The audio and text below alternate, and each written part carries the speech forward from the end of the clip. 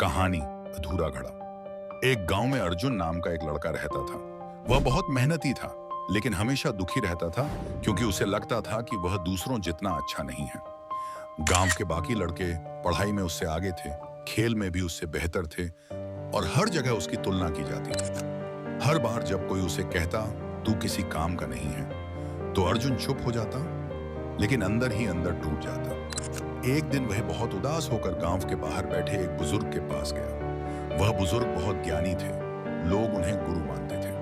अर्जुन ने उनसे कहा, गुरुजी, मैं हर काम में अधूरा क्यों रह जाता हूं? मुझ में कुछ भी खास क्यों नहीं है? गुरुजी मुस्कुराए और बोले, कल सुबह तुम मेरे साथ चलना, मैं तुम्हें तुम्हारे सवाल का जवाब दूंगा। अगली सुबह गुरुजी अर्जुन को अपने साथ नदी की ओर ले गए। उनके पास दो घड़े थे, एक बिल्कुल सही और सुंदर और दूसरा थोड़ा टूटा हुआ जिसमें एक छोटा सा छेद था। गुरुजी ने दोनों घड़ों में पानी भरा और उन्हें लेकर वापस चलने लगे। रास्ते में टूटा हुआ घड़ा धीरे धीरे पानी गिराता रहा और जब तक वे घर पहुंचे हुए दिया वह आधा खाली हो चुका था। अर्जुन यह देखकर बोला, गुरुजी, यह घड़ा तो बेकार है, यह अपना काम भी ठीक से नहीं कर पा रहा। गुरुजी मुस्कुराए और बोले, तुम सही कह रहे हो, लेकिन चलो एक बार रास्ते को ध्यान से देखते हैं। वे दोनों वापस उसी रास्ते से गुजरे।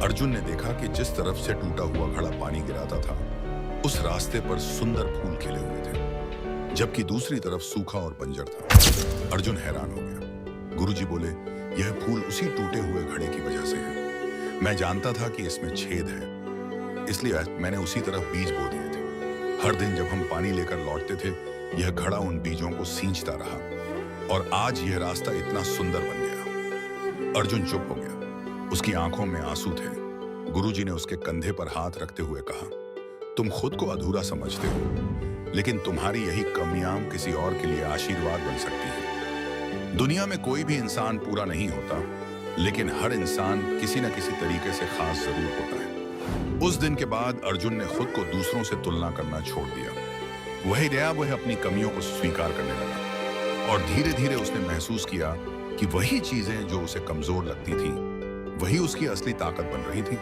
सीख, एक मॉरल, तुम्हारी कमियां ही तुम्हारी सबसे बड़ी ताकत बन सकती हैं। बस नजर बदलने की जरूरत है।